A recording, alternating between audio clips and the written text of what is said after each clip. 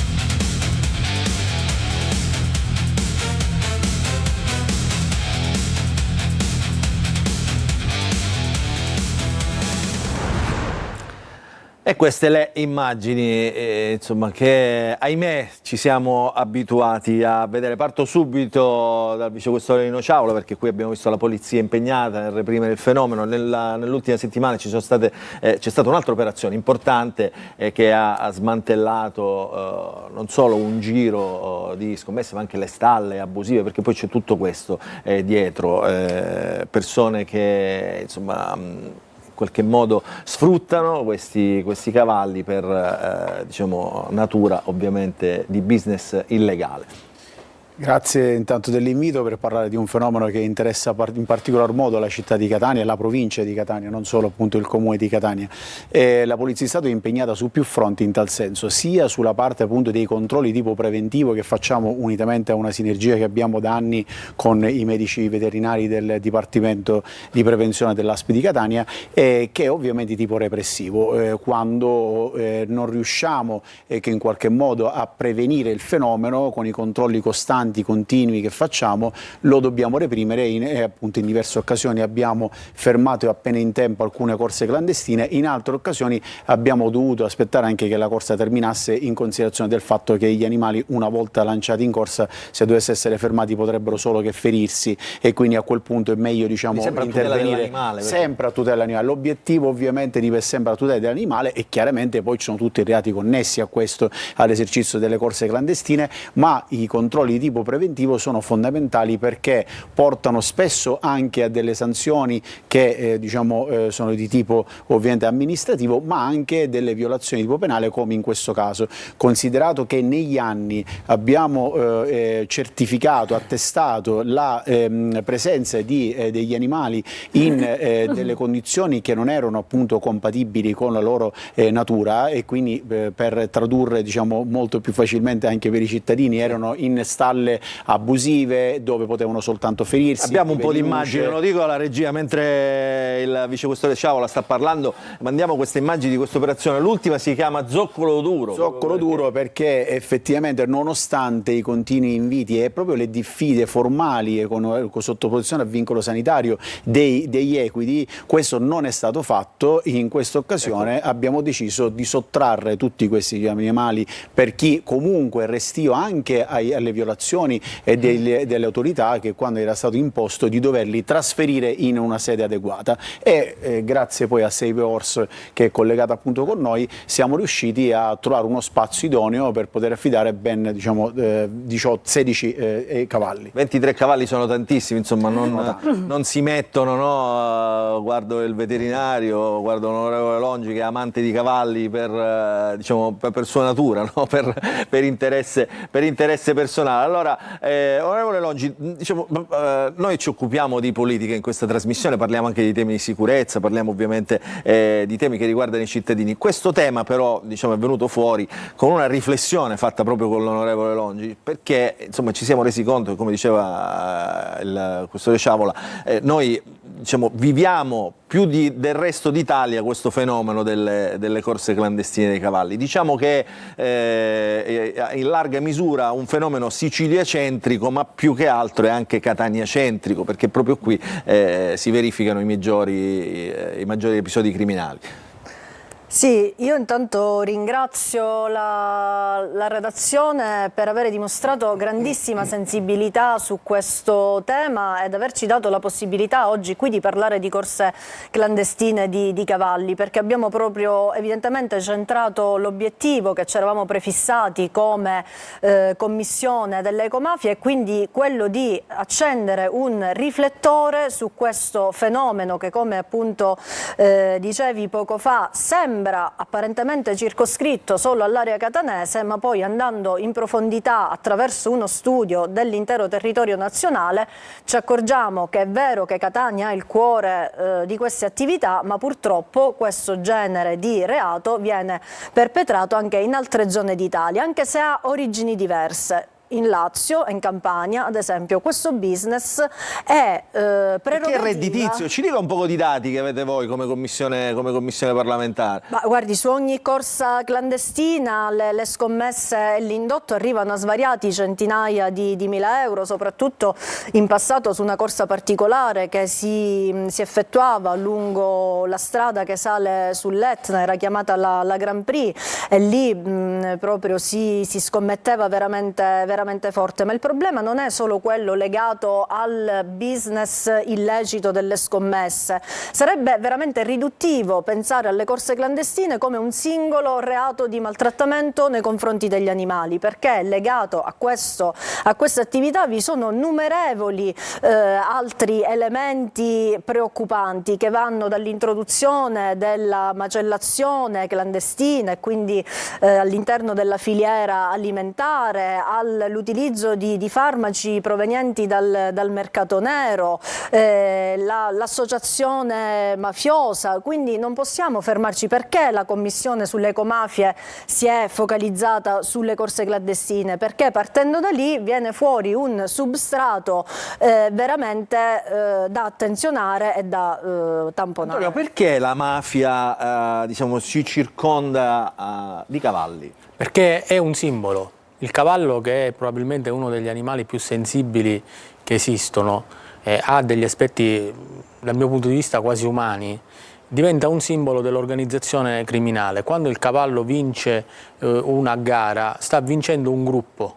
Quindi agli investigatori è molto utile anche osservare chi sono in quel momento i componenti di quel gruppo. E nel passato sono emersi anche latitanti, fantini latitanti, sono emersi ricercati, sono emerse persone delle quali non si conosceva bene la collocazione, e allora tu li ritrovi insieme a tifare per un cavallo. Allora, ho visto là quelli col Kalash. E quella è un'esibizione della forza che ha l'organizzazione in quel momento, cioè l'organizzazione in quel momento vince, l'organizzazione in quel momento con i motorini, guardate che loro fanno pressione perché stanno attorno al cavallo, cioè è tutta una compagine che si muove, è un fenomeno molto complesso che non si può combattere esclusivamente tipizzando attraverso il codice penale ogni fattispecie della partecipazione attiva a quella manifestazione. In quel momento ci sono più comportamenti che sono espressione di tante cose diverse, perché c'è quello che è il macellaio, c'è quello che è il ragazzo che sta emergendo e sta crescendo e sta affermando la sua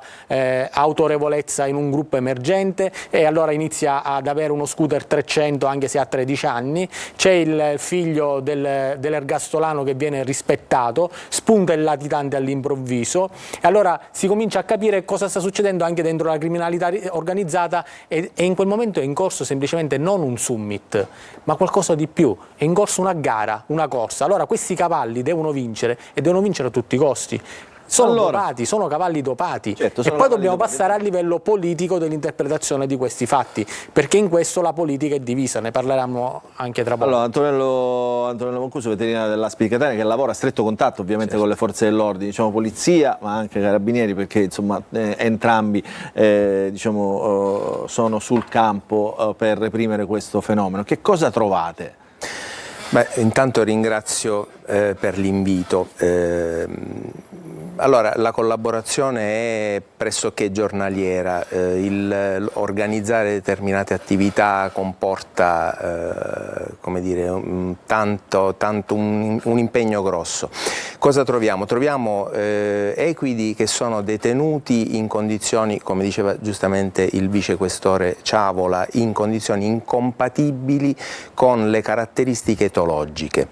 Mi ricollego a quello che abbiamo appena detto, il cavallo è un animale molto sensibile, è un animale sociale che non deve vivere in stallo singolo, quindi noi andiamo, troviamo in questi bassi dei quartieri di San Cristoforo piuttosto che di Picanello, questi stabili semi abbandonati, spesso totalmente abbandonati, che vengono adibiti in maniera abusiva a stabilimento di detenzione per equidi.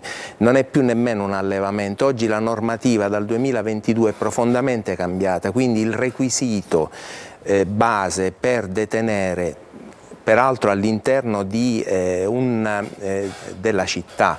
Allora, lo stabilimento di allevamento è un'industria insalubre di prima classe che non può stare al centro. No, però entriamo proprio nel vivo, cioè che tipo di animali trovate? Troviamo animali, troviamo deperiti, malati, troviamo puro sanguigni, trovate begli esemplari, cosa troviamo cavalli che vengono pagati anche su dichiarazione dei sedicenti proprietari diverse decine di migliaia di euro. Troviamo cavalli che dovrebbero essere all'ippodromo, invece sono scooterizzati al centro di Catania. Come fanno a passare dall'ippodromo? E questo è un ramo che bisogna seguire, perché non è normale. Sono livelli diversi.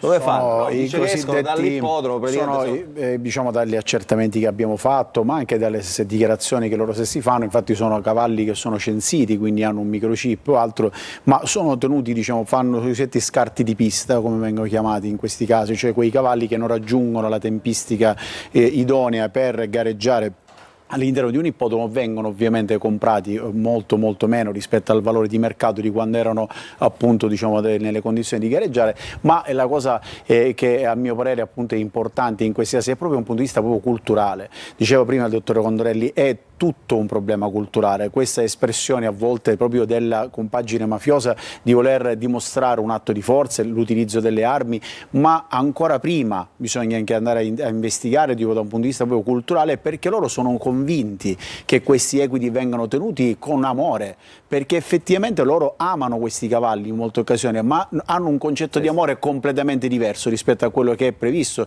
cioè perché per cultura non riescono neanche a immaginare il danno che fanno a quell'animale animale, e quindi il fatto di tenerli in quelle condizioni, se loro sono convinti di tenerlo sotto casa, in un basso, in una casa abusiva, in un immobile abusivo, ma al di là che sia abusivo o meno, anche quelle contestazioni che vengono poi sempre fatte, sono tenuti in condizioni appunto maltrattanti. A volte, ecco, è importante dirlo, questi controlli preventivi abbiamo individuato dalla macellazione clandestina, da cavalli appena macellati, abbiamo individuato dei cavalli che poi hanno avuto dei gravi incidenti, anche ad esempio quelli in circonvallazione che ha coinvolto uno di questi cavalli che è sanguinante, è stato trasportato in modo assolutamente improprio senza neanche chiamare un veterinario. Ci sono tante tipologie, abbiamo trovato in queste stalle anche i ganci che vengono utilizzati dai macellai per la macellazione, quindi insomma... Allora fatemi andare a vedere questi cavalli bellissimi con Claudio Corotella, presidente dell'associazione Save the Horse, che insomma quando lo chiamano arriva da qualunque parte d'Italia. Io lo dico, Corotella, noi le abbiamo risparmiato il caldo della Sicilia, non credo che dalle sue parti sia più fresco, però insomma preferivamo vederla con i suoi cavalli, che poi sono i cavalli sequestrati, no, durante queste operazioni. Voi avete un ruolo fondamentale, un ruolo davvero etico, importante, edificante anche per voi li rimettete in natura praticamente questi cavalli, no? Sì, allora buongiorno a tutti, grazie per questo invito molto gradito, volevo approfittarne per l'onorevole Longi, Si sente un po' male. tutti gli altri ospiti che si stanno prodigando, quindi Riusciamo a sentirlo un po' male però. Scuso che insomma si sta facendo veramente tanto. Corotella non si sente, si sente a intermittenza purtroppo, non riusciamo a sentirla. Con la regia riusciamo un attimo a ristabilire il collegamento. Nel frattempo facciamo vedere anche un po' di immagini che ci ha mandato proprio Corotella da questi allevamenti dove i cavalli vengono restituiti ovviamente alla natura, dove questi cavalli incontrano anche, ecco vedete, qui ritornano in libertà. Si vede subito che sono dei cavalli comunque che potrebbero essere anche dopati, ma sono dei cavalli comunque sono dei bei razza. cavalli, insomma, ecco, qualcuno è più deperito, qualcuno ecco, l'approccio salutistico al fenomeno può non essere sufficiente a evitare che questo fenomeno accada, perché il cavallo potrebbe anche essere tenuto bene e allora in quel caso gli investigatori avrebbero meno elementi in mano per intervenire, anche gli ispettori dell'ASPA hanno meno elementi in mano per intervenire. Invece, siccome si tratta di un fenomeno sociale, quindi un fenomeno complesso, è necessario l'intervento di tutti i protagonisti istituzionali che sono coinvolti quota parte nel fenomeno. Facciamo un esempio: nel passato a Librino è stato normale impiantare le stalle nelle aiuole, nelle rotonde, nelle case popolari, nei garage delle case popolari. Che trovano, ecco, questo fenomeno è il frutto dell'abbandono, in alcuni casi quando avviene, da parte delle istituzioni del controllo di un determinato spazio che viene occupato da colui che esercita il prestigio in quel quartiere. Se voi andate la mattina allo stradale San Giorgio vedrete i ragazzini delle organizzazioni che sono con lo scooter, ovviamente anche a 10 anni, 11 anni, che sono al trotto con piccoli cavallini, pony, che sono questi cavalli che poi crescono, che vengono regalati. Il regalo di compleanno più prestigioso che viene fatto a un ragazzino è quello: gli diamo un cavallo e lui se lo cresce. Quando lui gira nella rotonda, il ragazzino sta affermando la propria capacità di domare un cavallo, la sua persona.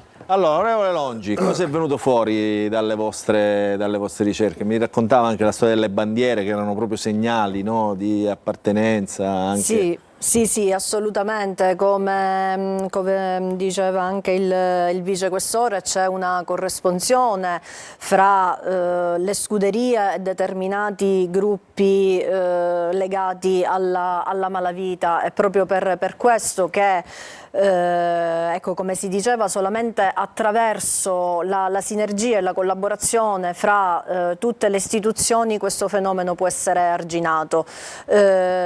Poco fa dicevi non tutta la politica lo pensa allo stesso modo. Io credo che il grande pregio in questa legislatura della politica è stata quella che per la prima volta all'interno della commissione sulle ecomafie è stato istituito appunto un filone dedicato alle zoomafie e che ho avuto la fortuna di riuscire a far comprendere ai miei 35 altri colleghi, quindi senatori e deputati che fanno parte di questo gruppo, cosa fosse una corsa clandestina o cosa fosse un combattimento dei cani, perché è chiaro che chi vive a determinate latitudini non avesse assolutamente contezza di ciò che stavo provando a raccontargli. Quindi io devo assolutamente ringraziare il Presidente e tutti i colleghi bipartisan, perché su determinati argomenti non può esserci una bandiera politica, devono essere temi affrontati da tutti. La interrompo perché ovviamente il tempo stringe. Quello che mi interessa anche approfondire, lo facciamo in questa sede, è il filone alimentare, perché come sapete, è inutile dirlo ai nostri diciamo, concittadini, tra Catania, diciamo, nell'area ionica, la carne di cavallo è anche un alimento che insomma, viene apprezzato. Ricordo che c'è stato pure qualche diciamo, intervento parlamentare quando al Parlamento si è discusso diciamo, di vietare la vendita della carne di cavallo, perché appunto il cavallo è un animale senziente. Diciamo, che evidenze avete? Voi lavorate anche a stretto contatto con il Ministero per l'Agricoltura, quindi avete anche insomma, questa stretta collaborazione diciamo, anche diciamo, sul fenomeno dei numeri, quindi su questa filiera alimentare. Abbiamo sentito il questore Ciavola che diceva noi troviamo ovviamente le zone di macellazione, il dottor Mancuso diceva noi troviamo i ganci, che sono i classici ganci per appendere, no, i quarti di cavallo, le cosce. Quindi è evidente che questa carne poi va da qualche parte, questo cavallo macellato. Assolutamente sì, per l'anno il dato di certezza e di evidenza è quello che nel 2025 gli equidi macellati sulla filiera tracciata e regolamentare sono 21.000. Abbiamo abbastanza contezza di credere che altre svariate, un paio di migliaia, vengano macellati su circuiti abusivi e illeciti. Non è un numero, tanti, perché stiamo parlando del 10%. Non è un numero che diciamo, possiamo certificare. Noi possiamo effettuare un incrocio di dati fra quelli che sono i cavalli che spariscono, come dicevamo, quei cavalli a fine corsa che in particolar modo da un ippodromo del centro Italia vengono trasferiti in Sicilia, dove poi vengono perse le tracce. Quindi se ci sono 100 cavalli che partono dall'ippodromo X, arrivano in Sicilia e poi questi 100 cavalli se ne ritrovano 3, 4, 5, è chiaro che per una sottrazione banalmente matematica questi altri cavalli siano finiti in qualche griglia lungo la strada, e quindi credo che questo sia un aspetto, uno degli aspetti anche più preoccupanti. Non demonizziamo ovviamente, perché diciamo, c'è ovviamente la filiera legale, ci sono gli allevamenti. A chi è appassionato delle classiche polpette o della carne di cavallo in generale di consumarla lì dove vi è una tracciabilità, ed evitare di portare soprattutto magari i bambini a mangiare della carne non tracciata piena di anabolizzanti, antibiotici, antinfiammatori. Potrebbe essere in qualche modo. Anche pericoloso. Per l'onorevole. E poi proviamo con Adele e vediamo, probabilmente abbiamo ristabilito il collega. Cosa ne pensa l'onorevole di questa proposta di dichiarare il cavallo non macellabile, quindi un animale da affezione e non un animale da destinare al consumo alimentare? Se le devo rispondere come singolo cittadino, per me il cavallo è assolutamente un animale da affezione al pari del cane. Io non sono però un estremista e credo che bisogna lasciare la libertà ad ognuno di poter scegliere cosa consumare.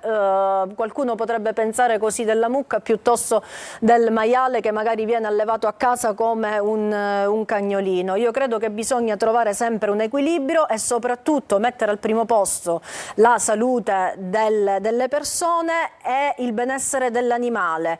Quindi per tutti quei tipi di allevamenti noi siamo degli esseri umani, siamo onnivori, siamo dei carnivori, e quindi è giusto anche lasciare la libertà di consumare carne, così lasciare la libertà a un vegetariano di non consumarle. L'importante è che gli allevamenti e chi consuma la carne e le macellazioni avvengano secondo delle regole che rispettino la vita e il benessere dell'animale. E la salute ovviamente dell'uomo. Vediamo se riusciamo a collegarci con Claudio Coratella, presidente di Save the Horse. Peccato che questo collegamento insomma è un po' ballerino. Allora Coratella, ci siamo? Sì, buongiorno. Eccolo qua. Allora, no, mi dispiace, non so se prima si è sentito quello che stavo dicendo. No, però Bene, abbiamo visto quel bellissimo proprio in cavallo alle apertura sue spalle. Sì, no, mi sono spostato perché lì purtroppo il campo era non buonissimo, quindi sono dovuto entrare all'interno dove abbiamo un po' più diciamo campo Diretto. col wifi. No, io ci tenevo innanzitutto a ringraziare la redazione per la sensibilità mostrata, sono temi importanti, bisogna parlarne perché è importante parlarne. Volevo ringraziare l'onorevole Longi che si batte proprio in favore dei cavalli da sempre, insomma, e quindi noi apprezziamo moltissimo il dottor Ciavola e il dottor Mancuso per quello che hanno fatto, ma anche oltre che per, diciamo, per tutte le varie operazioni, anche proprio per quest'ultima fatta nei giorni scorsi, che è stata veramente un'operazione unica, quindi li ringrazio tantissimo per quello che stanno facendo in favore dei nostri amici cavalli. E noi come associazione ci siamo, ci saremo, siamo sempre accanto alle istituzioni per queste battaglie, quindi siamo qui e rinnoviamo la nostra disponibilità. Dove li mettete questi cavalli, Coradella? Dove li mettete? Perché li dovete trasportare, cioè un cavallo non è un animale piccolino, è un animale importante, ha bisogno diciamo di spazi, di zone adeguate, insomma, non può stare ovunque. Ha bisogno di spazi, di zone adeguate, ma anche di socializzare. È un animale che vive in branco. Purtroppo noi abbiamo visto questi cavalli isolati da soli, vivere da soli, spazi angusti, bui. Invece ha bisogno di natura, ma anche ha bisogno di socializzazione. Quel cavallo che vedete adesso, da quando ha visto che esiste il sole, sta sempre sdraiato ad abbronzarsi, io dico scherzando, perché per lui è un'emozione, ha ampie zone d'ombra, ma sta sempre al sole sdraiato. Purtroppo, come dicevo, molti di loro sono gravemente compromessi, alcuni hanno, in particolare due, noi li riteniamo in codice rosso, hanno delle problematiche serie, i nostri veterinari stanno lavorando da giorni ininterrottamente con loro, la zoppia è presente in più della metà dei cavalli, insomma purtroppo ecco, questo è uno di quelli che ci preoccupa di più, ha una serie di problematiche molto serie, da una grossa infezione all'orecchio al fatto che una delle 4 zampe non riesce a appoggiarla, praticamente vive su 3 zampe. Insomma, ci sono una serie di patologie, di analisi. Speriamo. Quanti ne avete in questo momento, Coradella? Quanti ne avete in affidamento? In totale? Sì. Oltre 40 in questo momento. Sono tantissimi. E quanti ne avete sì. avuti, diciamo, nell'anno? Ecco, quanti ne passano da voi durante l'anno? Guardi, dipende, non è mai uguale, però ne passano oltre un'ottantina. Beh, sono numeri importanti. Allora, considerate che noi abbiamo un'oasi di 60 ettari, la stiamo ancora finendo perché purtroppo costruire la costa, noi siamo un'associazione di volontariato, cioè tutti noi dal presidente al volontario che è iniziato oggi, nessuno di noi percepisce un centesimo, però noi viviamo di donazioni, quindi purtroppo le cose vorremmo fare tanto, ma a volte poi ci sono i limiti economici, quindi noi per esempio quest'area stiamo costruendo tutta un'area nuova di paddock che purtroppo poi ogni tanto ci dobbiamo fermare, raccogliere, trovare fondi, poi ne costruiamo un altro, poi purtroppo Onorevole Longi, aiutateli col Parlamento, dategli fondi. Assolutamente sì. Date fondi a chiunque. Quindi piano piano. Sì, questo è assolutamente il prossimo obiettivo che io mi sono prefissata, perché vede, la questione è che se in questa catena manca un anello va a monte tutto il sistema. Il problema più grosso da affrontare in questo tipo di attività è il collocare i cavalli a valle dei sequestri, e non è pensabile di poter demandare alle associazioni del terzo settore la responsabilità e i costi economici del mantenimento dei cavalli. È quindi lì che la politica deve effettuare un altro salto, e quindi il mio impegno sarà quello di collaborare, come già sto facendo, con il Ministero per cercare di strutturare un fondo triennale proprio per dedicare dei soldi per il mantenimento dei cavalli che vengono sequestrati in attesa della poi adozione. Non tutti questi cavalli possono essere adottati perché molti si trovano in condizioni psicofisiche non adeguate,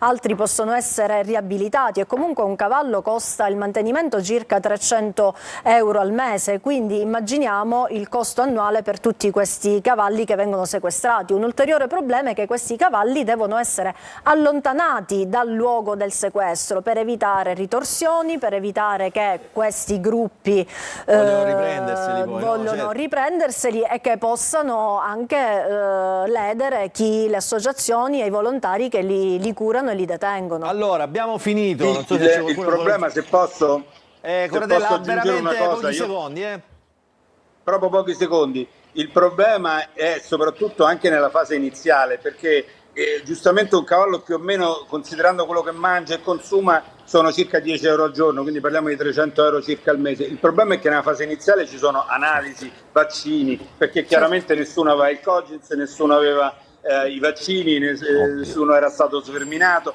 che sono più ci sono varie analisi, ecografie, radiografie e altro.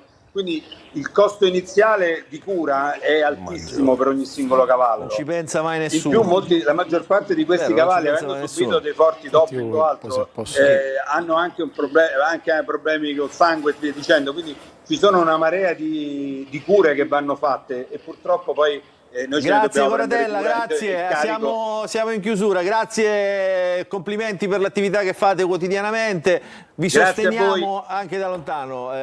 Vicequestore Ciavola, allora, chiudiamo con lei, insomma, visto le operazioni. Insomma, no, io nel rinnovare il ringraziamento a Save Horse e a tutti quelli che hanno partecipato, perché abbiamo creato una buona rete attorno proprio al benessere del cavallo. Io vorrei creare, se possibile, visto che abbiamo tanti telespettatori che ci ascoltano, creare rete con tutta la città. Non bisogna normalizzare il dato, cioè non bisogna normalizzare il fenomeno. Il fatto di vedere, ne parlavamo prima con il dottore Condorelli, che dice è abituale vedere questi calessini con questi ragazzini sui poni.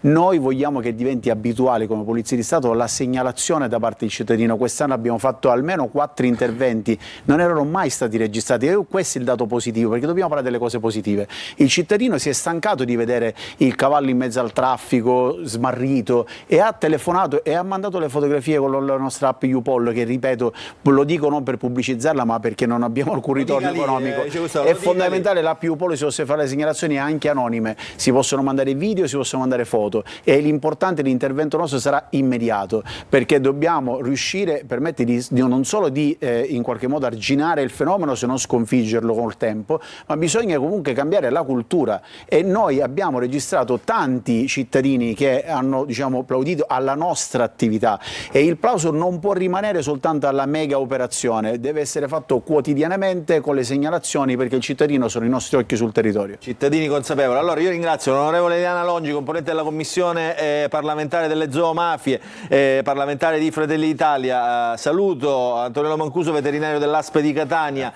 Saluto Claudio Coratella, presidente dell'associazione Save the Horse. Grazie per essere stato con noi. Ringrazio il vicequestore Nino Ciavola, con il quale praticamente c'è una collaborazione quotidiana, perché le operazioni della polizia ovviamente non si fermano alle corse dei cavalli, ma insomma sono diciamo, a tappeto su tutto il territorio. Antonio, noi chiudiamo qui questa stagione. Esatto. Tu, non ci sarà nel dibattito che comincerà subito dopo la sigla. Allora grazie anche a te per essere stato con noi. È stato un anno importante, una voce autentica, e devo dire che i feedback con i cittadini sono straordinari, quindi avanti così.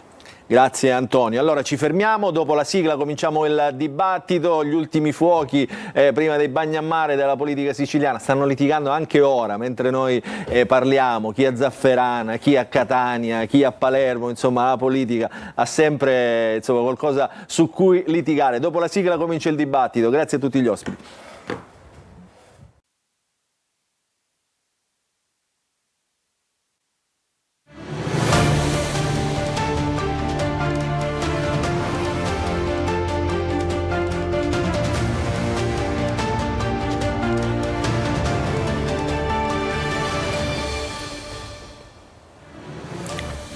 E allora ancora ben trovati, dopo la sigla abbiamo archiviato questa anteprima dedicata appunto al fenomeno del business delle corse clandestine dei cavalli, un tema centrale in Sicilia, a Catania soprattutto, l'abbiamo dibattuto nella prima parte della nostra trasmissione. Adesso apriamo il dibattito politico. Allora saluto gli ospiti, alla mia destra Raffaele Stancanelli, eurodeputato del gruppo dei Patriots, estrema destra, no? Destra, estrema destra al Parlamento europeo, no? Si Buonasera, buonasera. Vedi così, svincola.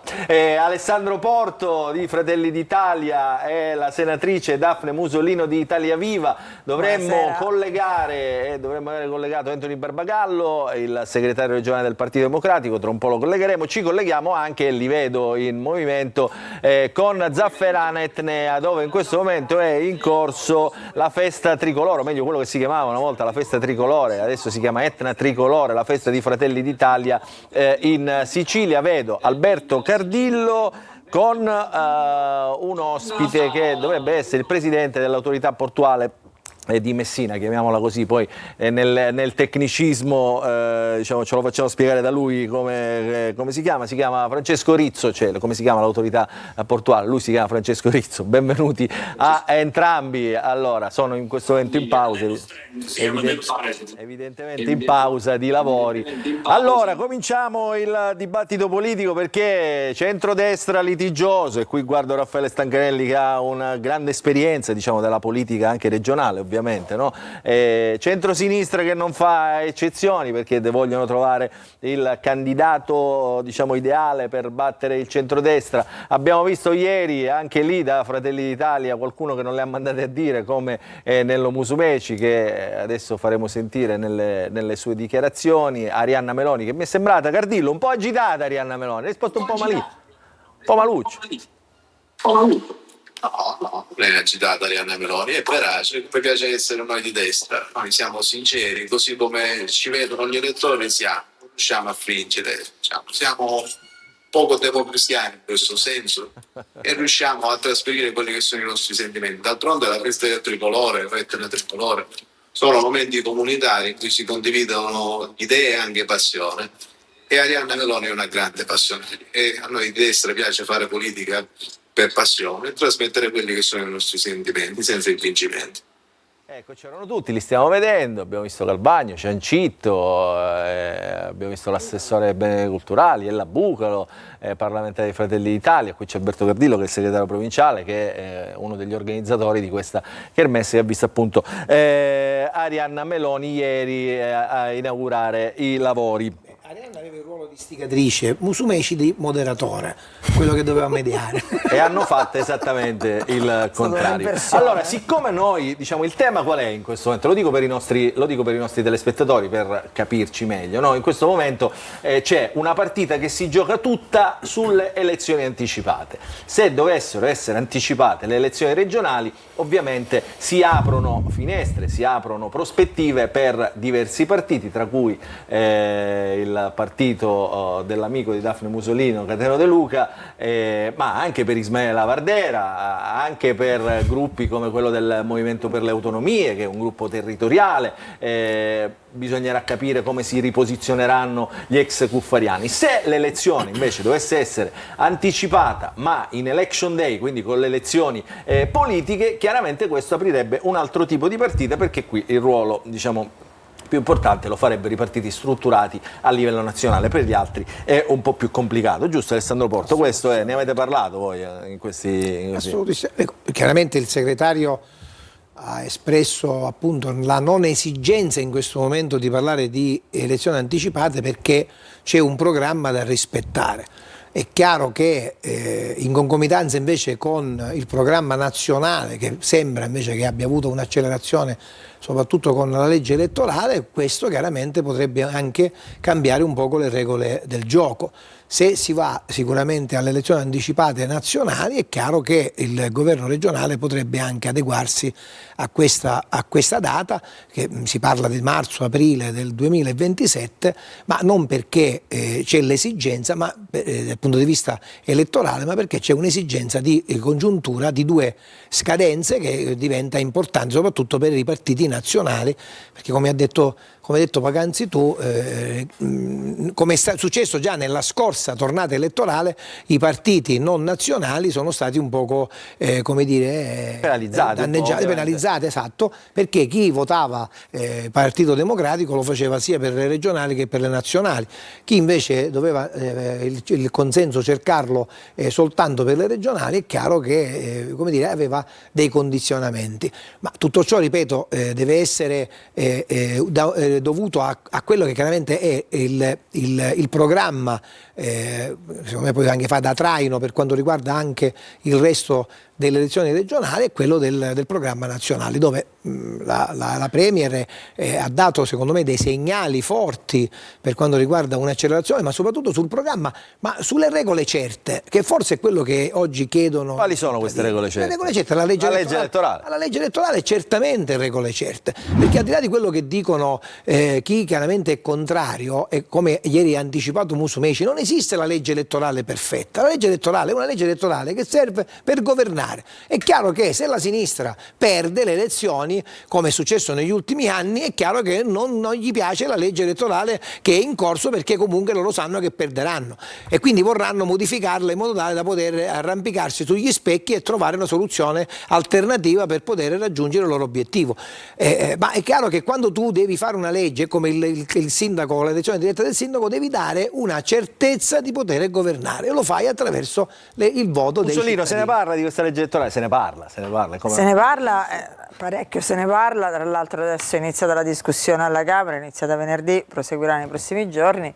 Però non sono d'accordo con quello che dice il mio amico Alessandro Porto, perché lui dice la sinistra se vuole cambiare la legge elettorale perché quella che c'è non gli sta bene, ma con questa legge elettorale avete vinto voi, quindi non si capisce qual è il motivo per il quale voi vorreste cambiare o volete cambiare questa legge elettorale. Scusate, poi c'è il grande tema delle preferenze. Daphne, ma se voi state facendo il grande parlate del campo largo, dei grandi progetti, se voi siete così forti, noi siamo pronti. Il problema non si pone, perché con i numeri... Infatti siete voi che la volete cambiare. Questo è quello che gli italiani non capiscono. La volete cambiare, non volete mettere le preferenze, perché questo è un grande bluff. Però noi Fratelli d'Italia siamo per le preferenze. Non si capisce perché non l'avete messo nel testo da portare in aula e fate questo gioco. Noi di Fratelli d'Italia siamo per le preferenze. Chiaramente gli altri partiti magari per motivi loro chiaramente non hanno questa idea, ma non so se voi volete le preferenze. Noi abbiamo lanciato pure una petizione. Noi Casa Riformista abbiamo già quando tu dici voi chi? Io parlo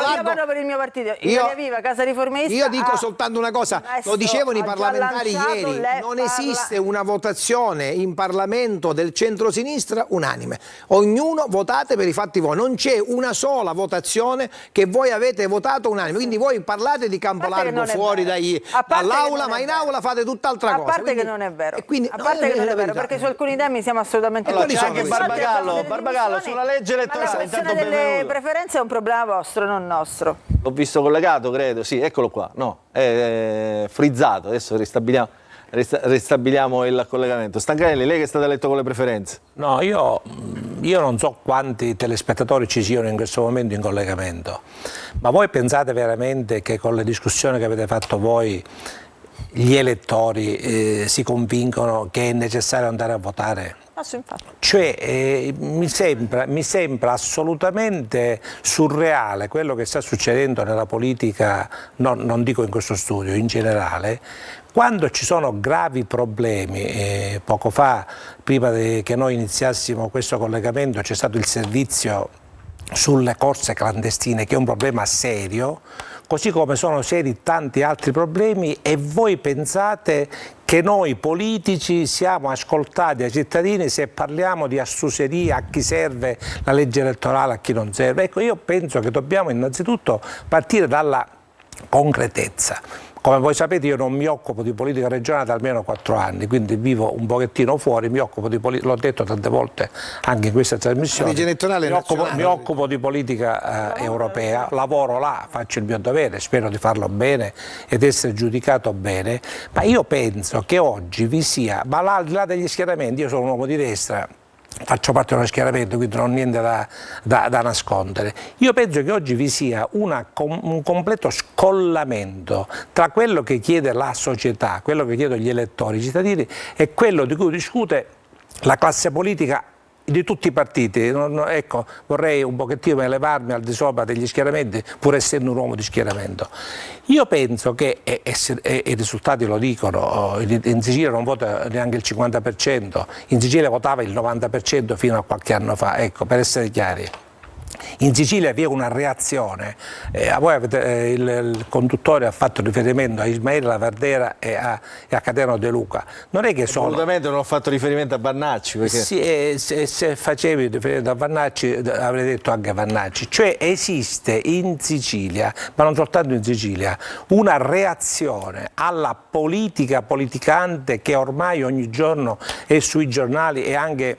Non faccio nessuna accusa né a te, ci mancherebbe altro, perché fate parte di questo come posso dire, di questo upus dove si chiacchiera la legge elettorale. Certo che è importante la legge elettorale, dico, è naturale, la legge elettorale serve, ma la legge elettorale serve per creare delle maggioranze stabili, quindi il tentativo che stanno facendo è questo, ma chiuso, non interessa più alla gente, poi vediamo cosa succederà. Ecco, quello che dico io è che la politica si dovrebbe rioccupare dei 2, 3, 4, 5 problemi seri che l'opinione pubblica guarda con attenzione e anche con preoccupazione e vedere cosa è necessario fare. Se non c'è questo, io non so se vince il centrodestra, vince il centro-sinistra, quando si voterà, se sono le anticipate, chi saranno i candidati, non lo so e neanche me ne interesso, però voglio dire, non è quello l'argomento che interessa gli elettori. Ecco, questo volevo dirlo come lui ha detto che sono anziano, come sono, Io condivido questa riflessione, però nella maggioranza ci state voi. Sì, siamo nella maggioranza, però la gente non vuole sapere neanche di maggioranza e neanche di opposizione, la gente vuole sapere cosa la politica porterà. Quindi fra un anno, fra 6 mesi, fra quando si voterà in Sicilia, ti posso contraddire? Ci saranno, ti posso contraddire perché ti dico una cosa, io non lo so se è così oggi, perché la gente quando vota, scusate, analizziamo, dico, qualche anno di esperienza ce l'ho io, magari non ho fatto il senatore, però dico qualche anno di esperienza ce l'ho anch'io. Cioè, oggi c'è sempre tempo. Infatti, finché c'è vita c'è speranza. Dico, gli elettori oggi non è che ascoltano quello che dici tu, con tutto il rispetto, quello che dico io, quello che dicono i leader del partito. Oggi gli elettori ascoltano quelli che invece contestano la situazione attuale, che è la cosa più facile. Vuol dire che trovano terreno fertile, vuol dire che c'è una ribellione, una frustrazione, chiamalo come vogliamo. È chiaro che è sempre più facile fare opposizione che fare governo. Noi facciamo il confronto fra quello che voi non sapete fare neanche l'opposizione, quindi sarà facile, ma voi non siete in condizione di fare opposizione. Il confronto fra quello che diceva Meloni all'opposizione, quando faceva il video sulla benzina e le accise, e Meloni che alza le accise. Allora non sono stato chiaro, allora. Ma scusate, vi posso dire una cosa, poi fate commentare. L'abbiamo fatto. Fate un attimo commentare.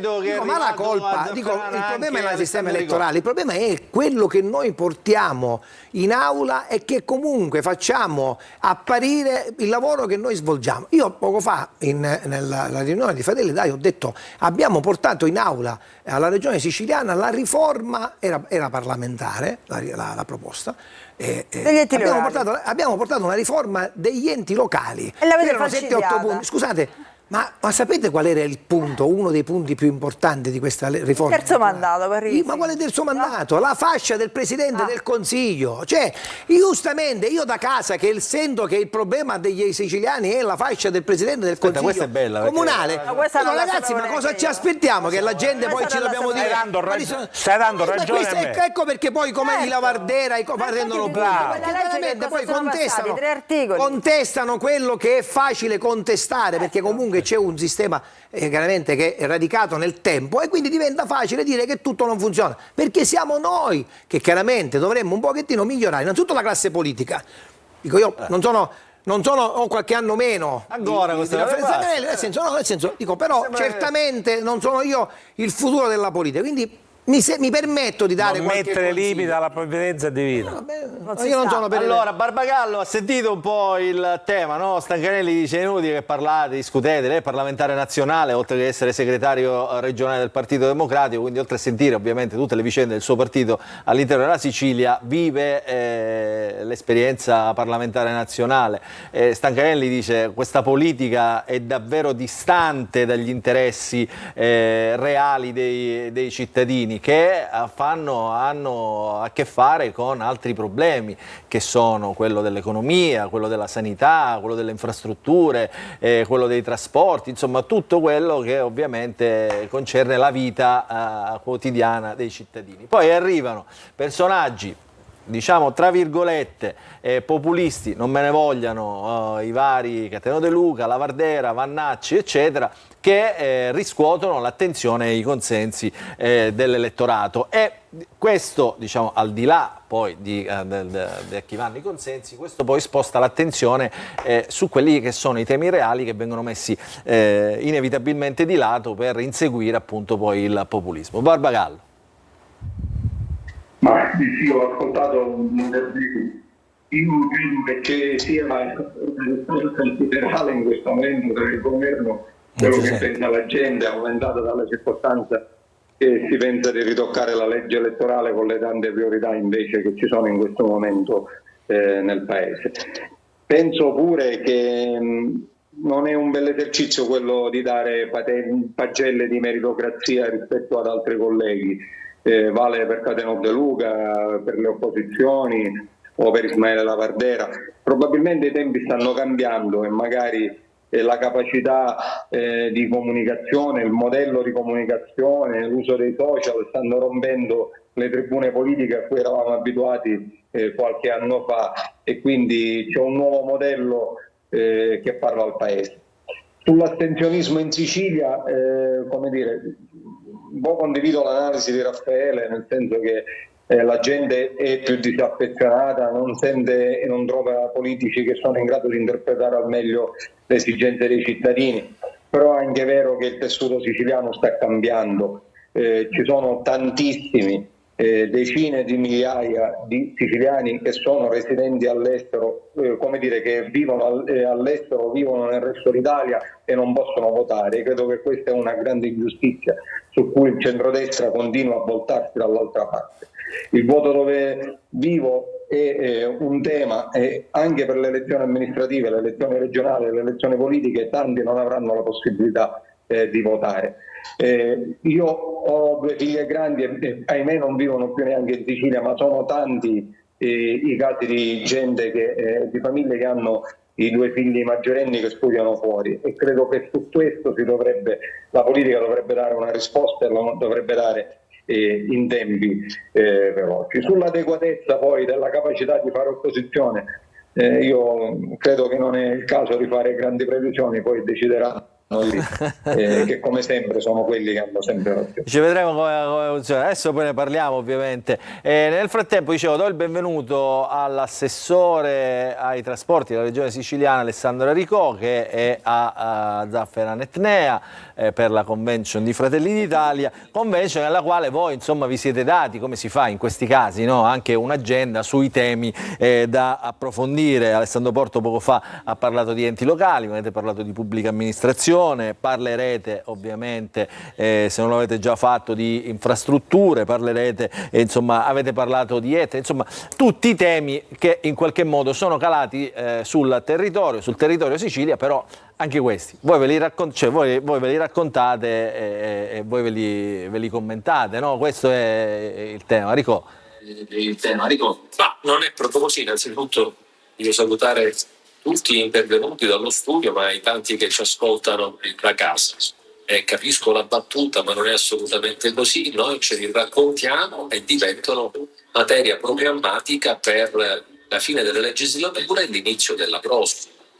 Noi siamo un partito radicato sul territorio, voglio fare i complimenti agli organizzatori, al segretario provinciale, al cittadino, al segretario regionale, perché questi sono momenti di grande confronto e dibattito, anche tra di noi.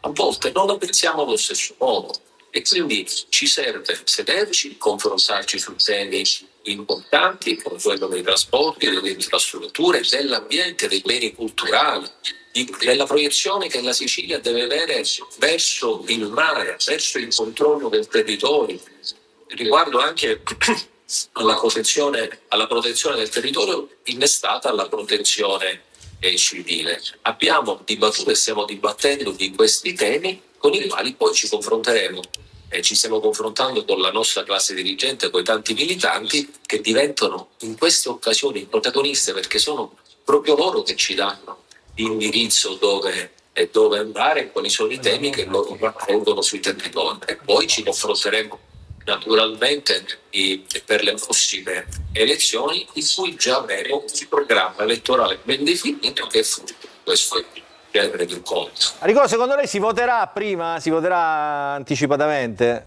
O no, mi risponda come ha risposto Giorgia Meloni, anzi Arianna Meloni. Io sul voto anticipato, anche questa è una questione che ai siciliani interessa poco. Se non interessa la legge elettorale, figuriamoci il mese di quando si andrà a votare. Naturalmente ritengo che tutto sarà definito anche a Roma, perché rispetto alla non volontà di votare anticipatamente, ma ritengo che se a Roma si dovesse decidere per qualsiasi motivo di anticipare le elezioni, ritengo che accorpare questi due momenti elettorali per noi sia un bene, anche perché poi abbiamo visto che l'unità di intenti dei governi, in questo caso del governo nazionale e regionale, ha creato grande sviluppo per la Sicilia, dare la possibilità ai siciliani di poter decidere il governo sia regionale che nazionale. Ritengo che possa essere, diciamo, un giusto viatico. E al di là di tutto mi faccio rispondere come la vedo realmente, che si andrà a scadenza naturale sia a Roma che in Sicilia. Quindi nessun election day? Diteglielo a De Luca. No, alle ultime 48 ore sono stati pubblicati del report di Banca d'Italia. Abbiamo Banca d'Italia che ci dice che siamo sulla strada giusta, abbiamo lo Svimez, abbiamo l'Istat, ci dice che la regione siciliana negli ultimi anni è la regione che cresce, che è cresciuta di più. E ricordo nel 2018, nel fine 2017, quando è subentrato un governo di centrodestra, abbiamo trovato i conti del bilancio che non erano in ordine, e piano piano oggi, negli 5 anni precedenti e negli attuali 3 anni e mezzo di questo governo, addirittura abbiamo un rating che è uguale allo Stato, che è un Stato che è in crescita. Queste cose vanno dette anche a chi ci ascolta, perché pensiamo, un rating dello Stato che cresce con uno spread che partiva da 2,20 e arriva a 70, con la Sicilia che ha un rating uguale a quello dell'Italia. Questo potrebbe essere l'unico indicatore che potremmo spiegare ai siciliani per fargli capire che abbiamo fatto bene. E poi tutti gli indicatori della crescita del PIL sono sotto gli occhi di tutti. C'è anche da dire che dobbiamo recuperare un gap infrastrutturale. Io lo dico a ragion veduta e me ne guarderei bene, che il dire che le cose sono ottimali in Sicilia non sono ottimali, non lo sono da decenni, e dobbiamo recuperare un gap infrastrutturale che è di almeno 50 anni, ma ce la stiamo mettendo tutta, e io ritengo che da qui al prossimo anno avremo una Sicilia ancora migliore rispetto a quella che abbiamo trovato nel 2017. È ottimista, allora su questo dopo la pubblicità facciamo rispondere anche Barbagallo, che è stato molto critico e continua a essere molto critico al governo Schifani, ma facciamo sentire anche le parole di ieri del ministro Nello Musumeci, che ha pronunciato proprio alla convention di Fratelli d'Italia a Zafferana Etnea. Dopo la pubblicità.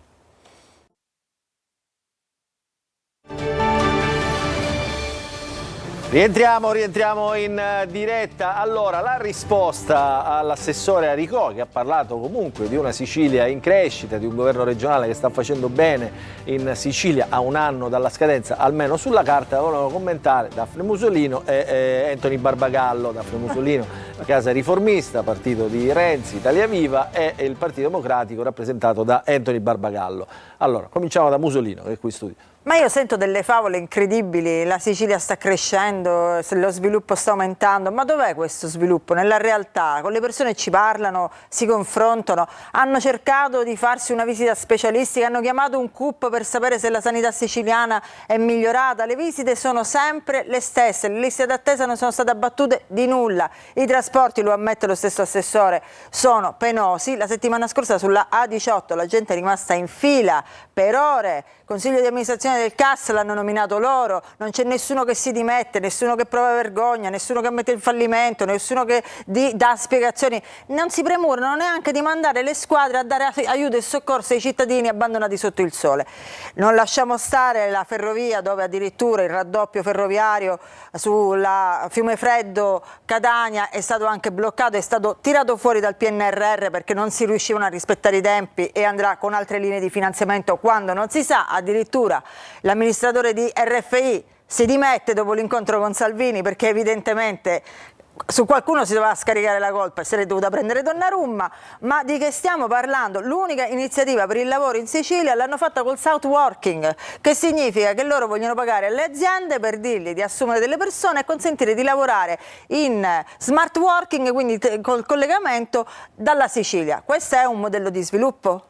Tu devi trovare una linea, un'iniziativa, un progetto che promuova l'iniziativa economica in Sicilia, non che li paghi per stare a casa e li fai lavorare collegati dall'impresa, che ne so, di Milano, di Bologna. Queste sono misure che alla fine sono peggio che pannicelli caldi, non servono a nulla e la realtà è che i giovani lasciano la Sicilia. Fosse come dice l'assessore, sarebbero tutti qua a lavorare. Invece l'assessore è quello che insieme con Schifani fa il Sicily Express a Natale e a Pasqua per fare scendere i ragazzi che lavorano e studiano fuori dalla Sicilia, e con questo treno della speranza, almeno 18 vagoni, con oltre 12 ore di viaggio, li fanno arrivare da Torino, da dove che partono, fino a Palermo e a Catania. Poi lo devono staccare, lo devono separare, una parte va a Palermo, una parte va a Catania. Questo è il grande sviluppo della Sicilia col governo Schifani.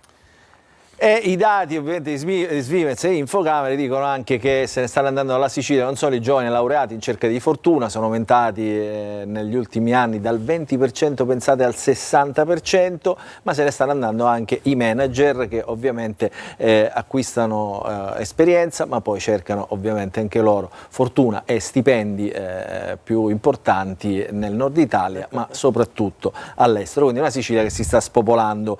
Barbagallo, se vuole aggiungere qualcosa anche lei, così poi risponde anche l'assessore. No, io ho capito che una parte del dibattito si è sviluppato sul tema delle elezioni anticipate, sia nazionali che regionali.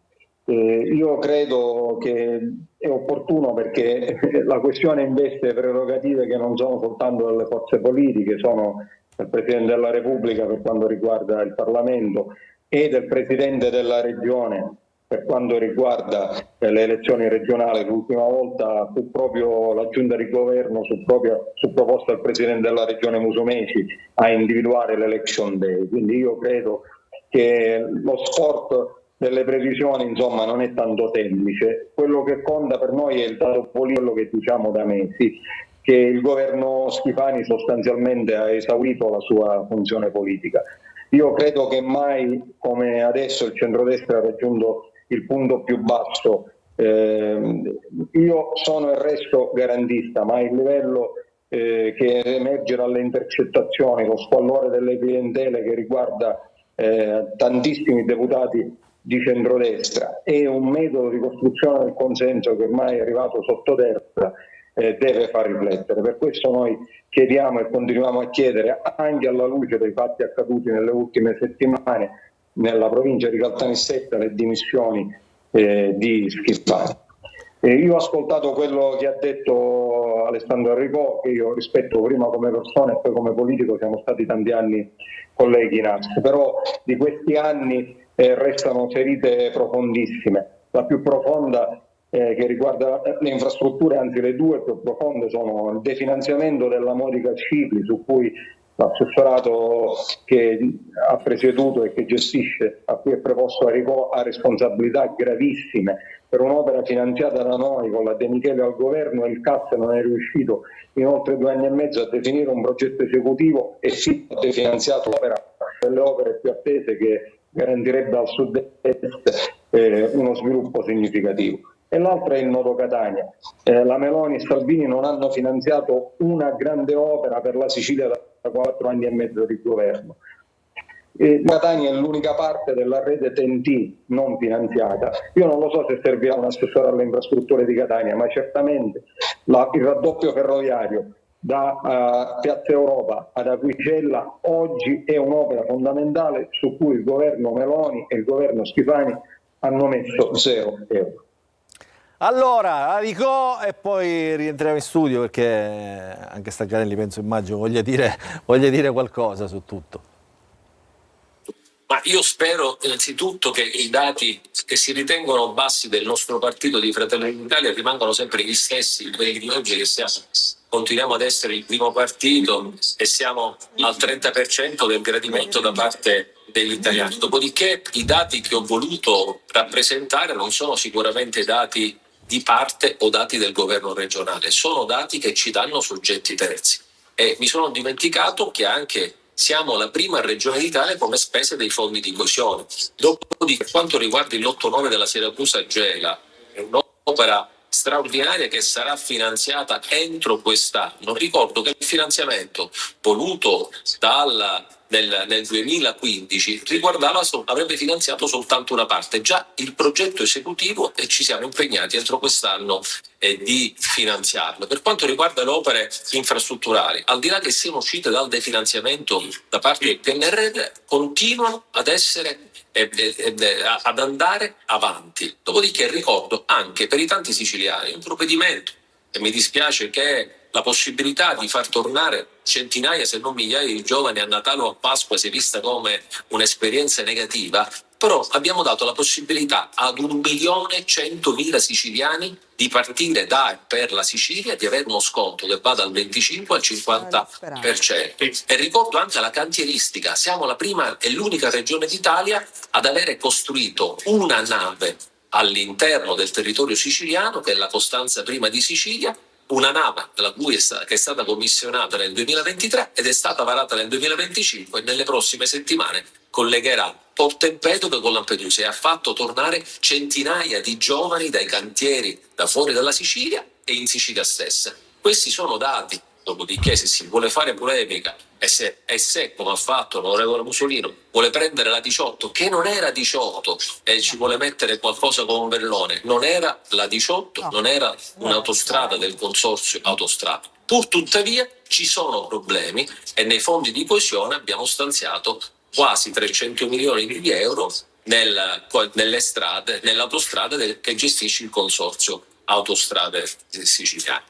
Devo dire che questo non giustifica, perché la Catania-Palermo è la 19, diciamo è combinata peggio anche della 18 se possibile, diciamo per correttezza che non è gestita dal CAS, questo sì, ha ragione l'assessore. Non ve lo consento, perché è la 18. No, era l'innesto, Eccolo qua, è la 18 automobilisti. È sbagliato, hanno sbagliato molti colleghi, in effetti si tratta dell'innesto dalla 19 verso il commissario era sempre Schifani, scusate se ve lo siete scordato, era il commissario del governo. Non facciamo, dico, però io devo dire la verità, posso fare un attimo l'opinionista in questo momento? Prego, puoi fare quello che vuoi. No, dico, io, da quello che ho ascoltato dagli interventi di Daphne, io alla fine analizzo un fatto: perché la sinistra perde terreno rispetto alla Vardera e a qualcun altro? Perché in effetti loro non è che parlano di quello che dovrebbe essere fatto, ma di quello che non si è fatto, magari da 10 anni, da 15 anni, quindi non da ieri. Mentre invece si è fatto tantissimo, e come dice ieri Musumeci, non da ieri o non per la prima volta, ma attraverso un programma, perché certamente per quanto riguarda le infrastrutture ci vuole un programma a medio e a lungo termine. Il problema è che poi giustamente arriva la Vardera e dice non c'è l'ascensore all'ospedale, quindi dà fatti concreti e quindi prende il consenso. Loro invece cosa fanno?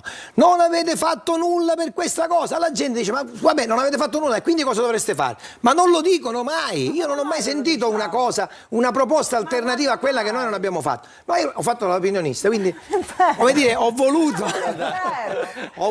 come dire far capire a chi ci ascolta da casa del perché certe cose vengono dette in determinato modo, e perché giustamente alla Vardera poi arriva il mio amico Cateno De Luca che invece con numeri alla mano mano, fa i conteggi e dà determinate cose, chiaramente la gente dice finalmente c'è uno che ci dice oggi Cateno De Luca è stato noi invece che siamo al governo, il ministro Piantedosi gli ha detto ma noi che siamo al governo invece dobbiamo combattere giornalmente e quotidianamente, come detto ieri Trentino, mezza giornata la dobbiamo dedicare chiaramente a quelle che sono le emergenze, l'altra metà dovremmo dedicarla invece alla programmazione, cosa che diventa difficile perché non ci sono i dipendenti, non ci sono i soldi, non c'è l'interlocuzione, non c'è questo, e poi un fatto concreto che quindi chi amministra deve fare salti mortali per portare avanti anche quei programmi certi che potrebbe volerci poco, ma ci vuole tanto perché non ci sono le risorse fondamentali, che sono le risorse umane, non soltanto economiche.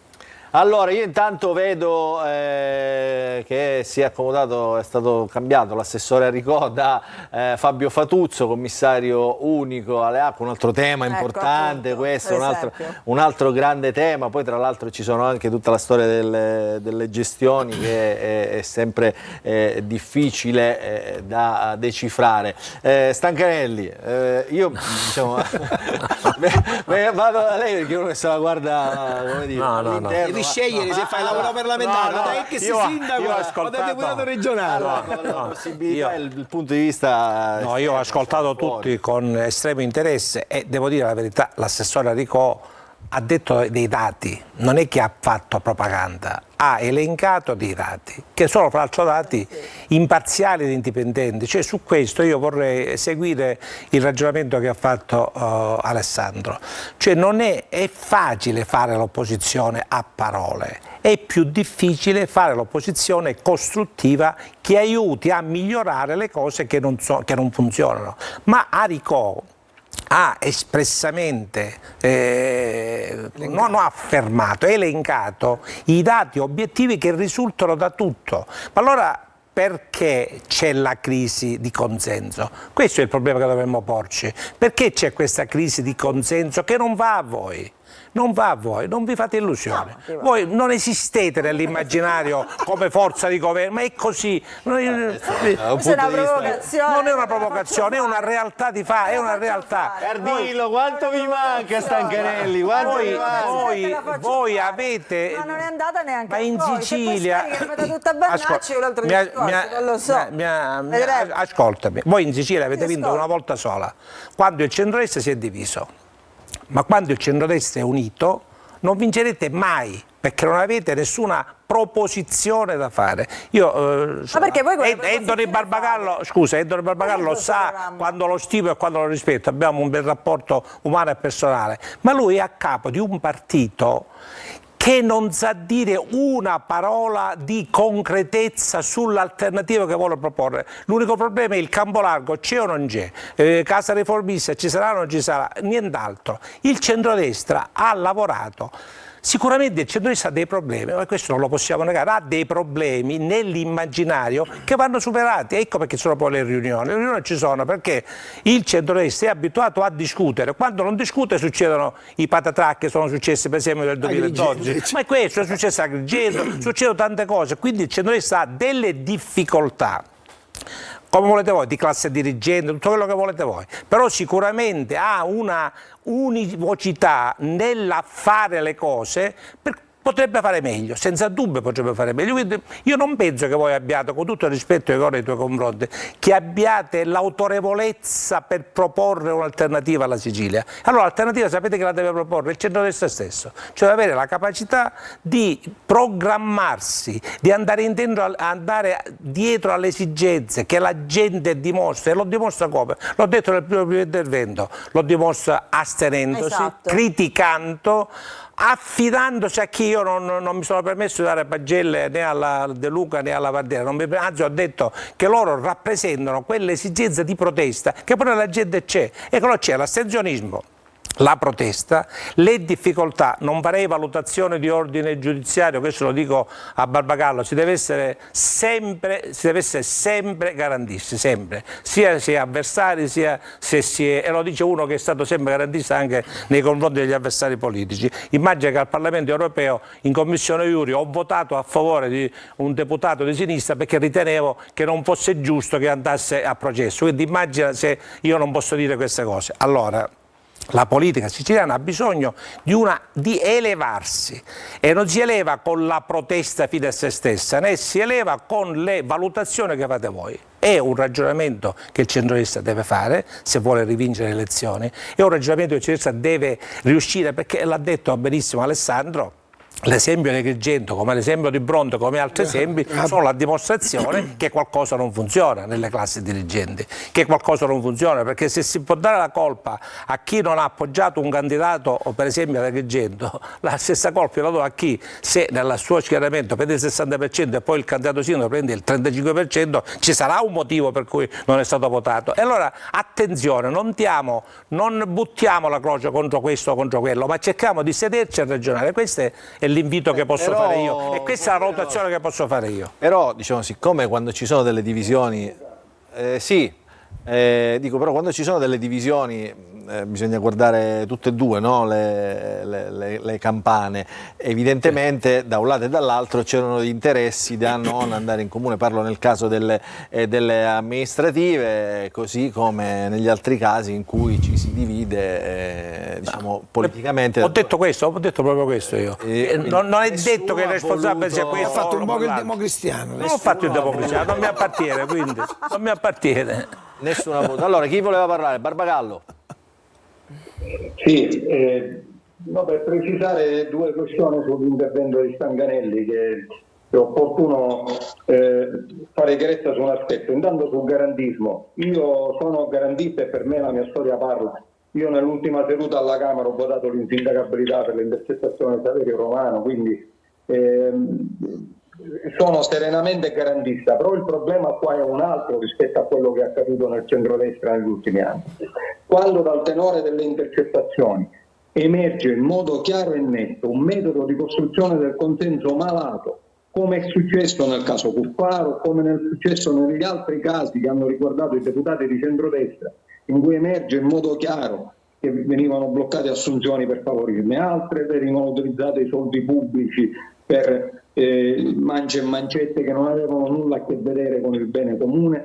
Su quello c'è un giudizio etico che non ha nulla a che fare poi con la sentenza del giudice, ed è il giudizio, perché è la mia personalissima opinione, che in questo momento sta determinando una consapevolezza diversa nell'elettorato, e su cui il centrodestra, anziché affrontarlo in modo radicale, a testa alta, con la schiena dritta, con le altre forze politiche, chiedendo pure le dimissioni di quella parte di ceto politico che non ha nulla a che fare col bene comune, continua a fare spallucce. Secondo me questo è un atteggiamento sbagliato da parte dei partiti, dei parlamentari e del gruppo dirigente di centrodestra, che anziché mettere la polvere sotto il tappeto dovrebbe dire come stanno le cose. Sulle proposte rispetto all'intervento di Alessandro Forte, guarda Alessandro, io ne dico una che è eloquente a proposito di opposizione costruttiva. Il caro voli, che è probabilmente il fallimento più importante e significativo sul sistema dei trasporti del governo Meloni e Schifani. Ad agosto del 2023, col decreto asset, il governo e il ministro Urso avevano trovato la soluzione, modificando l'algoritmo che permetteva alle compagnie aeree di inflazionare il costo. Con quella modifica veniva eliminato il caro voli in estate e a cavallo di Pasqua e Natale. Siccome le compagnie aeree, in particolare Ryanair e altre due grosse compagnie, hanno messo sotto scacco il governo, in fase di conversione il governo è tornato indietro. È rimasta agli atti la proposta del PD e delle altre opposizioni che il governo ha bocciato modificando il decreto di conversione. Ecco, su questi aspetti noi non accettiamo lezioni, ed è gravissimo quello che ha fatto il governo, che fa pagare a milioni di italiani gli errori e la mancanza di coraggio. Siccome so che sta per intervenire Fatuzzo, guardate, la vicenda dell'acqua in provincia di Catania è una vicenda, una delle più gravi che abbiamo visto negli ultimi anni. Il Partito Democratico, i sindaci del Partito Democratico il giorno 30 voteranno la risoluzione del contratto con la SIE, e speriamo che sia anche la proposta che gli altri sindaci, anche quelli di centrodestra, voteranno. Noi ci siamo opposti sin dall'inizio per una sentenza e per un'esecuzione della sentenza che ballava da tutte le parti, e il risultato è che abbiamo perso anni di tempo e perso ulteriori finanziamenti. Io spero che il commissario, il presidente dell'ATI, adottino ogni opportuna iniziativa per ripristinare la legalità nella provincia di Catania e per finire opere faraoniche come quella del depuratore di Aci Castello, che oggi continuano a riversare a mare con danno della salute e danno per tutti i catanesi, per non parlare del danno d'immagine. Allora, Barbagallo, un attimo, la blocco perché andiamo in pubblicità, poi Stancanelli, poi Fatuzzo che risponderà ovviamente alle sollecitazioni dell'onorevole Barbagallo dopo la pubblicità.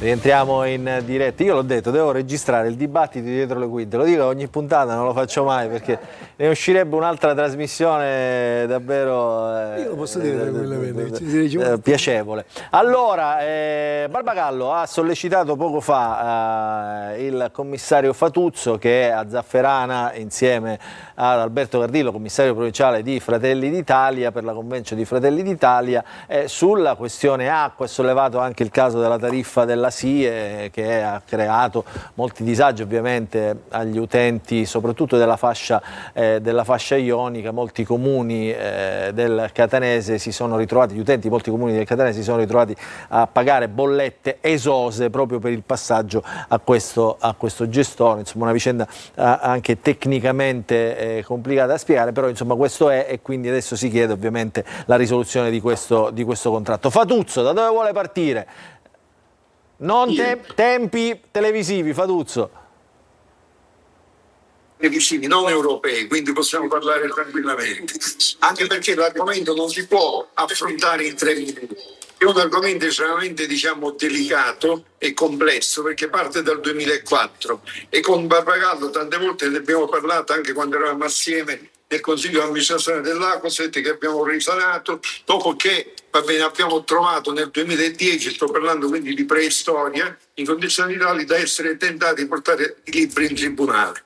Purtuttavia, lavorando seriamente, diversamente, tutti d'accordo, tutti confrontandoci in direzione di un bene, di un obiettivo comune, siamo riusciti a risanare Acoset. Allora, poi io sono passato a Sidra e mi sono trovato a dovermi scontrare, più che incontrare, con la SIE. La SIE che cos'è? È una società che doveva essere pubblico-privata, perché così fu costituita nel 2004, vado velocemente a fare la storia, poi invece cosa succede? Nel 2008 viene dichiarata caducata, pur tuttavia la SIE, la parte privata, continua a ricorrere ai tribunali, perde sempre, questo è importante sottolinearlo, perde sempre, viene condannata addirittura al Tribunale di Catania in prima istanza addirittura una volta a 250.000 euro di spese legali, poi in appello purtroppo pareggiano, compensano le spese. Pur tuttavia nel 2021-2022 improvvisamente e miracolosamente il CGA dà ragione alla SIE e restituisce, per usare il termine usato dal Tribunale, il bene della vita. Era il bene della vita, non so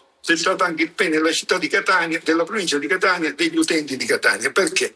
Perché la SIE quindi dal 2021-22 in poi pretende di essere, dico pretende perché poi spiegherò perché anche perché per anticipare io sono perfettamente d'accordo con le conclusioni a cui è arrivato il Consiglio direttivo dell'ATI, perché la SIE, come dicevo, pretende di essere il gestore di Catania, ha anche firmato una convenzione in aggiornamento nel 2024, una convenzione che prevedeva per esempio il subentro alle gestioni pubbliche e private in modo che ci fosse un gestore veramente unico nella provincia di Catania. Tutto ciò non è avvenuto. Perché non è avvenuto? Perché la SIE non è stata in grado, questo a me almeno risulta, di pagare i valori di subentro. Cosa sono i valori di subentro? I valori di subentro sono quei valori, quelle somme che servono a indennizzare dei gestori uscenti che quindi debbono affidare il servizio idrico alla SIE per recuperare le somme che sono state spese e che ancora non sono state ammortizzate, i beni per i quali quindi le somme non sono state ancora ammortizzate. Allora Fatuzzo, un attimo, è tutto molto tecnico, però è difficile da seguire. Come finirà questa vicenda? Ce lo dica in maniera molto sintetica, perché sennò ci perdiamo in rivoli di tecnicismi. Io non è tecnicismo, è una cosa molto, molto chiara e che può essere anche espressa in maniera concisa se non mi interrompete, anche perché gli utenti hanno necessità e hanno il diritto di sapere tutto ciò che sta alle spalle. Allora cosa è successo? La SIE dice che i valori di subentro non li può pagare perché l'ATI non avrebbe stabilito il quantum. L'ATI dice che non lo può stabilire perché manca da parte della SIE una idea, una proposta, un qualcosa su cui si possa esprimere l'Assemblea dell'ATI. Il problema però è che il servizio idrico integrato a Catania è bloccato perché la SIE non è riuscita a subentrare alle gestioni pubbliche e quindi 2/3 non sono gestiti da SIE. Gestisce alcuni comuni estremi, lamentela, destando grandi lamentele nell'utenza, perché prima di tutto non fa le letture, quindi non facendo le letture manda bollette in acconto, non riesce per la manutenzione e poi non dà chiarezza, non dà risposta agli utenti per le problematiche che rappresentano. Voglio sapere come finirà. Poi cosa più importante, noi oggi abbiamo parlato qui questa sera a Zafferana del PNRR. Il PNRR prevedeva tanti soldi, tantissimi soldi, che avrebbero potuto essere spesi per la provincia di Catania se la SIE, come dice bene l'ATI, il Consiglio dell'ATI nella direttiva, nella delibera che hanno appena approvato che proporranno per l'approvazione all'Assemblea del giorno 30, non ha presentato la fideiussione. Cosa vuol dire? Qua non è un tecnicismo, è un fatto semplicemente molto chiaro. Quando si vince un appalto, nel momento in cui si deve firmare il contratto, nel momento in cui si debbono acquisire i lavori, bisogna presentare la fideiussione. Occorre cioè che qualche istituto di credito garantisca per l'appaltatore. Tutto ciò non è avvenuto e quindi si sono persi i finanziamenti del PNRR, ma ci sono tante altre carenze che sono state evidenziate nell'agire della SIE, una delle quali per esempio ha bloccato un affido che io avrei potuto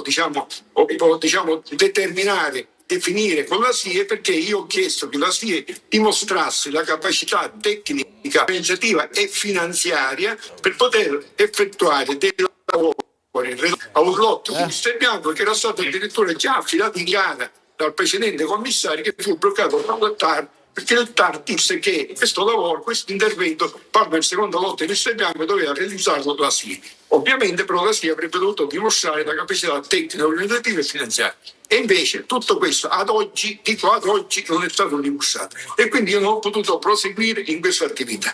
Tutto questo determina una impossibilità di andare avanti, perché sono stati assegnati alla provincia di Catania 2 miliardi di lavori, 2 miliardi, non 2 milioni, 2 miliardi di lavori. Ovviamente questi 2 miliardi di lavori però possono essere realizzati da chi ha la struttura finanziaria, tecnica, organizzativa, ma specialmente finanziaria per poter effettuare questi lavori. Perché non si tratta di un appalto, per cui qua non è tecnicismo, è regola. Nell'appalto l'appaltante deve approntare il denaro, lo affida, dà il 20% di anticipazione, l'appaltatore comincia a lavorare, man mano presenta il saldo e va avanti. In questo caso invece si tratta di gestione del servizio idrico integrato. Va bene, il gestore deve essere in grado di affrontare questi interventi. Chiarissimo nella sua complessità. Chiarissimo. Nella sua complessità. Mi rendo conto che è una vicenda molto, che necessita di tempo per essere spiegata bene ai nostri telespettatori. Purtroppo questo tempo noi non ce l'abbiamo perché siamo quasi in chiusura. Prima di chiudere però volevo farvi sentire, l'avevo anticipato poc'anzi, è saltato, le parole di Nello Musumeci proprio alla convention di Fratelli d'Italia, riportate al centrodestra e al presidente della regione Renato Schifani. Come diceva Alessandro Porto prima, doveva fare il moderatore, il presidente Musumeci ha fatto l'incendiario. Sentiamolo. Io non credo sia una soluzione la logica del calendario, la soluzione è il metodo e se noi pensiamo che il centrodestra debba ricomporsi soltanto alla vigilia delle elezioni regionali e poi alle elezioni amministrative ognuno si sente libero di fare quello che vuole, credo che non diamo l'esempio di una coalizione che sia tenuta unita da una comune visione, da un comune sentire. Ecco, serve più rigore. Se posso fare un invito, se posso rivolgere un invito al presidente Schifani, ecco, a proposito di centrodestra, eviti di dare l'impressione che il mondo sia cominciato in Sicilia col suo governo, ecco, perché la politica è continuità non nel metodo ma nella produzione amministrativa. Il mondo non è cominciato in Sicilia nel 2022 o a novembre. a ottobre. È cominciato prima, è cominciato col governo Musumeci, e poi ancora prima col governo Crocetta, col governo Lombardo, col governo Cuffaro. Da quando il Presidente della Regione viene eletto direttamente dal popolo, si è avviato un processo di stagioni alte e basse che hanno portato al risultato attuale. A me sembra ogni volta che questo governo abbia trovato le macerie e il disastro e che prima di lui ci fosse il deserto. Non è Sorrideva Barbagallo perché secondo me è più di opposizione per il centrosinistra uno come Musumeci, che è probabilmente qualche posto. No, Barbagallo. Vado io? Sì, prego, e poi andiamo a chiudere tutti. No, più che altro, intanto conosco i ritmi della trasmissione e quindi siamo ai saluti finali, se conosco Ciliberti, che poi non ci sarà la possibilità neanche di salutare i telespettatori. No, sorridevo perché Musumeci era Bizzini con la consiglieria finanziata dal PNRR. Da Zafferana, dall'Emmaus, Aricò e gli altri ci facevano lezione sul PNRR. Peccato che il PNRR non l'ha votato Fratelli d'Italia, quindi spero che poi anche noi utilizzeremo poi risorse quando saremo al governo, che saranno finanziate da altri partiti. Dico, a parte la battuta su queste cose singolari, io credo che il centrodestra alla fine si ricombatterà e proverà a fare la stessa strategia che è accaduta nel 2022, proveranno a cambiare l'ordine dei fattori sperando di raccontare una storia nuova. Io credo che i siciliani saranno attenti.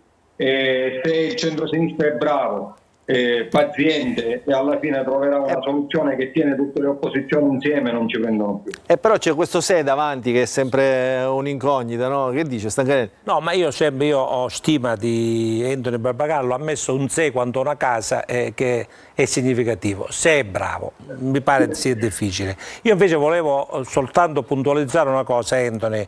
Quando poco fa ho parlato della mentalità garantista, io non mi riferivo al fatto che non si devono tenere in giusto conto i problemi etici e morali, per nulla.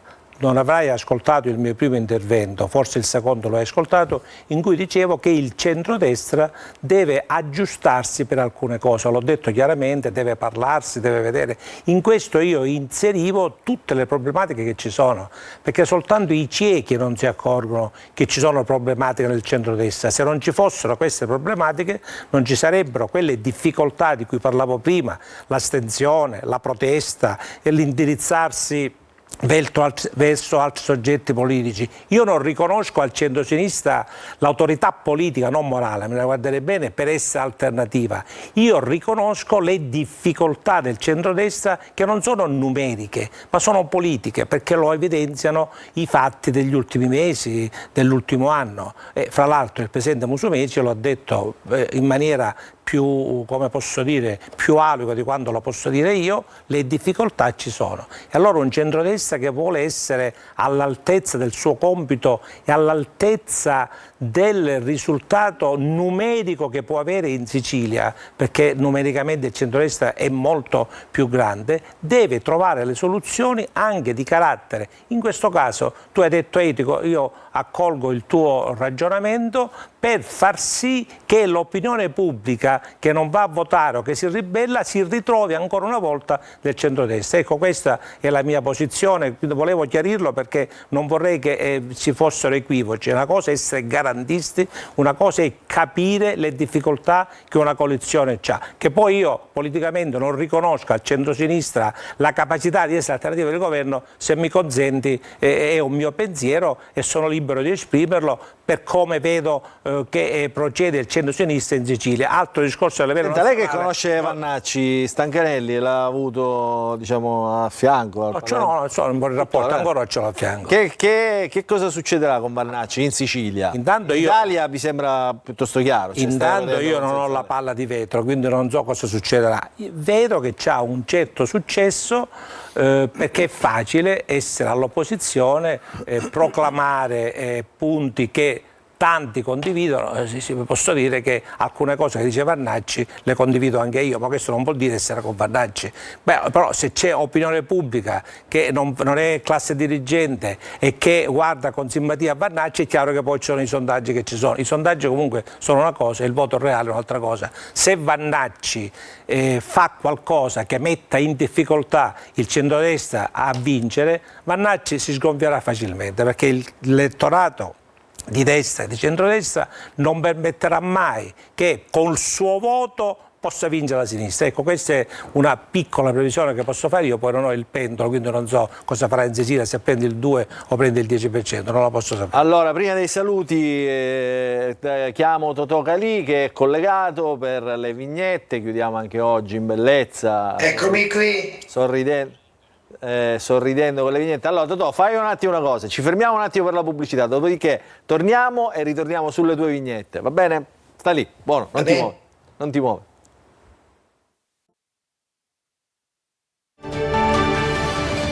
Allora rientriamo, ultima parte dell'ultima puntata della trasmissione della stagione, il punto di questa stagione 2025-2026. Chiudo con Totò Calì con le sue vignette prima di salutare tutti gli ospiti, almeno le ascoltano. Allora, intanto permettimi e le leggono tutte. Di salutare oltre ai tuoi ospiti anche tutti i telespettatori che ci hanno seguito per questo anno. Insomma, mi fa piacere esserci, forse per il 10° anno. Ma qualcosa in più, guarda, qualcosa in più.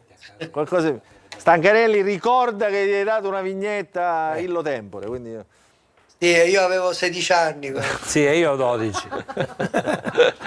Vai, andiamo con le vignette, Totò. Vai.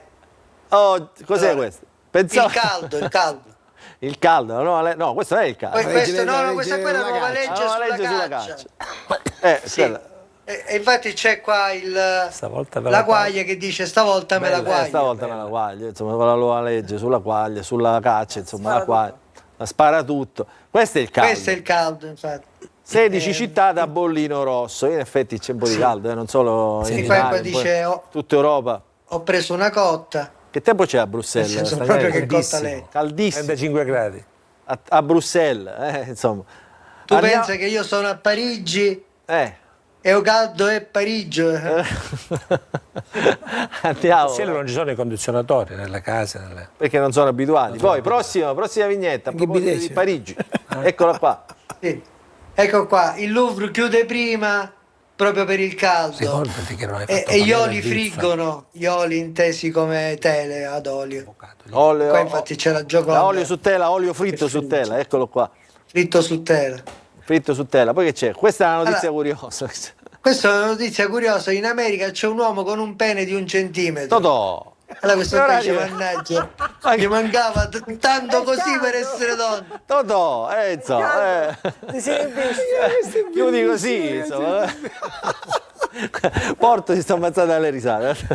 No, questo è veramente, guarda, questa è da Oscar. Guarda, questa è forse è una delle più belle. Questa voglio regalata. Allora, siamo ai saluti. Allora io vado subito a Zafferanetto. Intanto mi scuso e ringrazio l'avvocato Rizzo. No, ce n'è un'altra qua dopo le dichiarazioni di Rutte. No, ce n'è un'altra, era sfuggita. Sì, dopo le dichiarazioni del segretario Rutte, insomma. Dice che anche l'Iran adesso ce l'ha con noi.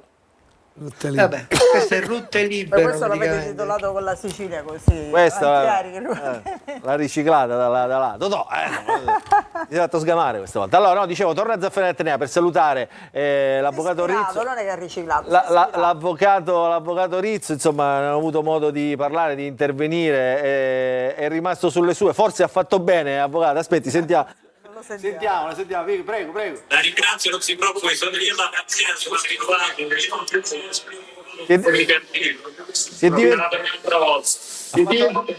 ascoltatore privilegiato.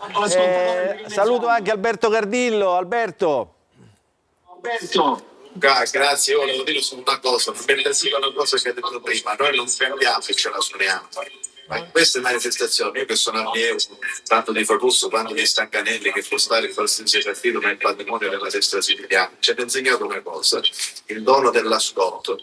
Questa è stata una manifestazione popolata da grandissimi amministratori locali di tutta la provincia. E io che sono segretario provinciale paesano, apprezzo quando ci sono i vertici del Consiglio disposti ad ascoltare e a condividere quello che la destra sta facendo e vuole fare. Ecco perché penso che manifestazione queste, perché noi non vogliamo essere migliori degli altri, però siamo diversi, siamo l'unico partito in Sicilia che fa queste cose e che fa partecipare alla propria gente. Un saluto a tutti. Grazie Alberto Cardillo, insomma ha organizzato anche una cosa fatta bene come si conviene. Grazie anche al commissario Fabio Fatuzzo. Fatuzzo, glielo prometto, guardi, davanti a tutti i nostri telespettatori, organizzeremo una puntata apposta dedicata a tutti i temi delle acque, perché abbiamo affrontato solamente il tema questo delle bollette, ma ci sono ovviamente il tema dei depuratori, insomma tutto quello che riguarda appunto gli invasi, insomma l'acqua è un bene primario, un bene di tutti, chiaramente lei ha un osservatorio privilegiato per il ruolo che ricopre, quindi la promessa la mantengo e la segniamo qui. Ringrazio Raffaele Stancanelli, ringrazio Alessandro Porto. Posso dire una cosa per contraddire Raffaele Stancanelli? C'è in un solo caso il centro-sinistra può vincere, perché hanno talmente il campo largo che sono imbattibili. Se candidano presidente della regione Lavardera, perché darebbero l'idea del cambio di passo. Ma questo provocatore, sei un provocatore. Stessi dicendo Stancanelli. Sono un provocatore. Allora sì, avremmo fatto veramente un campo larghissimo, Musolino, quasi a 360 gradi proprio. Allora, grazie anche alla Grazie a voi. la senatrice Daphne Musolino. Consentitemi prima di salutare, ringrazio anche Anthony Barbagallo che è rimasto che non gli è piaciuta la mia proposta.